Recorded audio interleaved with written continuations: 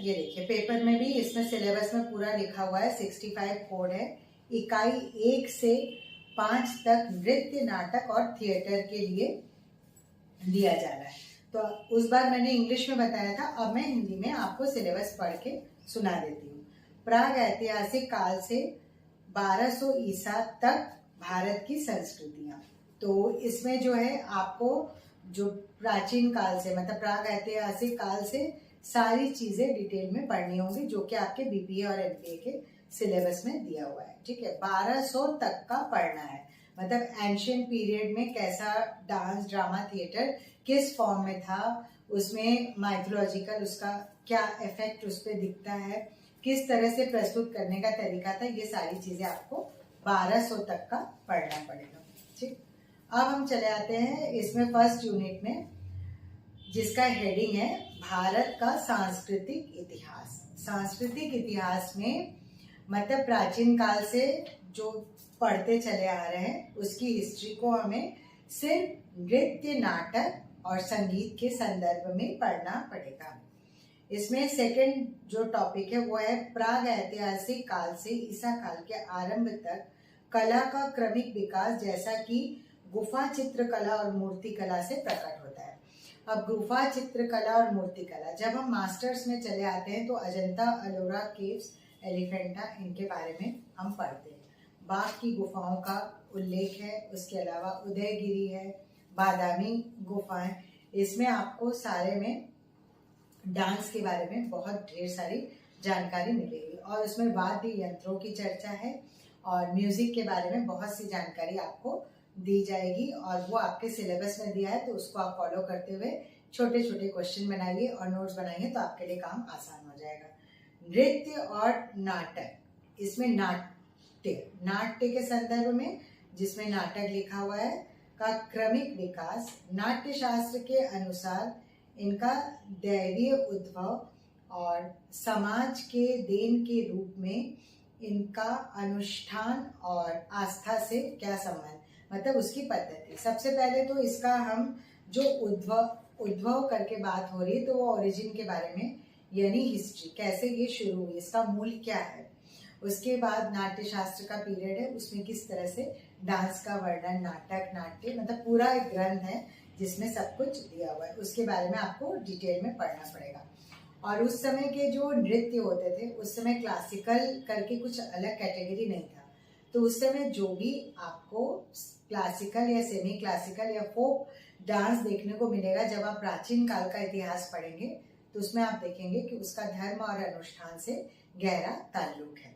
अब हम चले आते हैं इसमें वेद और इसके अलावा आ जाएगा प्रमुख महाग्रंथ, जिसमें पुराण है, उपनिषद वगैरह की भी चर्चा है, और जितने महाकाव्य हैं जिसमें रामायण है, महाभारत है, शिलापतिक्रम है, और इसके अलावा भगवत पुराण, इनके बारे में थिएटर के संदर्भ में अंतर्वस्तु एवं पात्र और उसकी प्रासंगिकता, जिसमें मैंने शिलापतिक्रम का 3 वीडियो दिया हुआ है। ये वो पूरी स्टोरी है जिसमें कि आपका पूरा सिलेबस कवर हो जाएगा।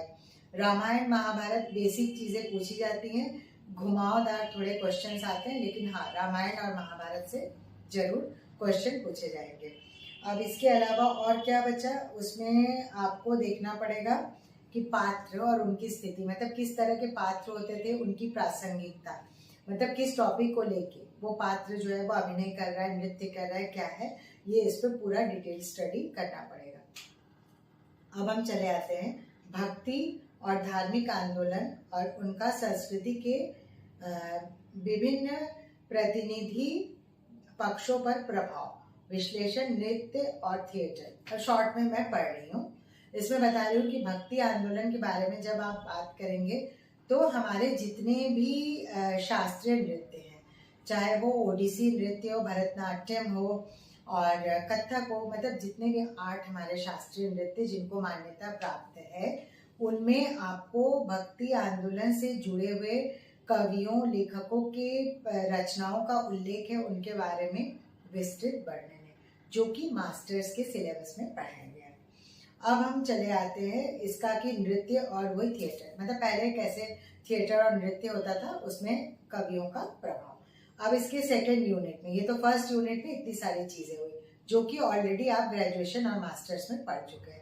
कुछ चीजें आपको इसमें नहीं ऐड करनी पड़ेंगी, तो आपका नेट का सिलेबस कंप्लीट हो जाएगा। अब भारत में लोक एवं पारंपरिक थिएटर का स्वरूप, ये मैं काफी बार बता चुकी हूँ, जिसमें आपके फोक डांसेस ऑफ इंडिया और फोकलोर थिएटर मेन कवर होगा। मतलब भारत के जिस भी स्टेट के जितने भी फोक डांसेस हैं उनके नाम, उनका डायरेक्शन, इसको आप अच्छी तरह से तैयार कर लीजिए। जैसे नॉर्थ से ईस्ट, ईस्ट से वेस्ट, वेस्ट से साउथ, किसी भी क्रम में पूछा जा सकता है और डांस के नाम दे दिए जाएंगे, फिर इनको व्यवस्थित क्रम में लगाएंगे, इस तरह से पूछा जाता है। तो इसमें आप देखिएगा जनजातीय नृत्य, लोक नृत्य, पारंपरिक नृत्य, इन सब के बारे में पूछा जाता है, जिनमें उनके कॉस्ट्यूम, ज्वेलरी, सारी चीजें पूछी जाती है।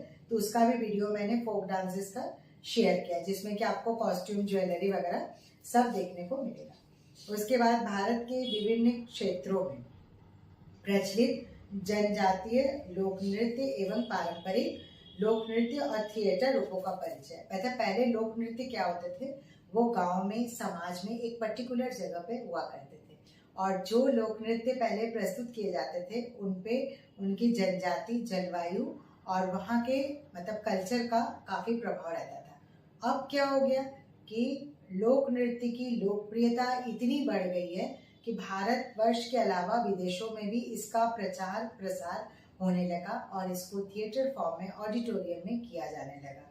इसके अलावा फोक डांस के जितने कॉम्पिटिशन्स होते हैं और डांस फेस्टिवल में भी इसको प्रस्तुत किए जाते हैं। Renowned dance festival of India, जिसमें कि मैंने ये सारे नृत्यों के बारे में रिटन फॉर्मेट में दिया हुआ है, तो उसको आप देख लेंगे तो आपका काम काफी आसान हो जाएगा।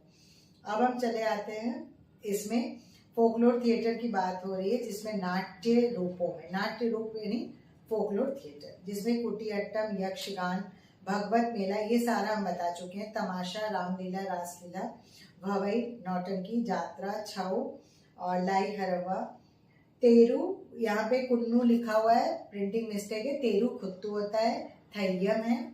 इसके अलावा अंकीय नाट, पंडवानी और इस चिंदू भागवत और भाण, जश्न इत्यादि का परिचय। अब पंडवानी छत्तीसगढ़ का, इसे आप देख लेंगे।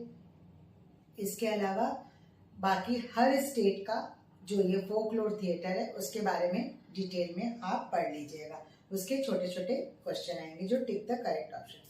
और एक चीज और याद रखिएगा, डांस वाले सेक्शन में भी जरूरी नहीं है कि आपके 10 यूनिट्स पूरे तैयार हो सकता है कि सारे यूनिट्स ना पॉसिबल हो, तो आप जितने भी आपके तैयार हो रहे हैं 6, 7, 8, अगर आप मान लीजिए 7 से 8 यूनिट भी बहुत अच्छे से कर लेते हैं तो आपका JRF क्वालिफाई करने से कोई नहीं रोक सकता है। तो अगर टाइम कम है, पढ़ने का समय नहीं है, तो आप इस तरह से भी इसको कवर कर सकते हैं। वीडियो जब आप देखेंगे तो म्यूजिक की तरह सुनते सुनते वो याद हो जाएगा, और बार बार किताबों में देख के पढ़ने से उतनी जल्दी याद नहीं होता है। जैसे हम गाना सुनते हैं याद होता है, उसी तरह वीडियो में सुनते रहिए, कान में हेडफोन लगा के, आपको सारी चीजें याद हो जाएंगी, पर आएगा तो इसी सिलेबस से। अब हम आते हैं इसके और एक सेक्शन में, इसमें जो है लिखा गया है कि संगीत साजों का वर्णन, वेशभूषा, इन रूपों में प्रयोग किए जाते थे। मतलब जो आपके लोक नृत्य वगैरह होते थे उसमें इंस्ट्रूमेंट, कॉस्ट्यूम, मेकअप के साथ साथ जो संगीत मतलब म्यूजिक दिए जा रहे उनके साथ साइड में कौन से इंस्ट्रूमेंट यूज किए जाते थे, उसे संगीत साज कहा जाता है, तो उसके अंतर्गत सब आ जाएगा।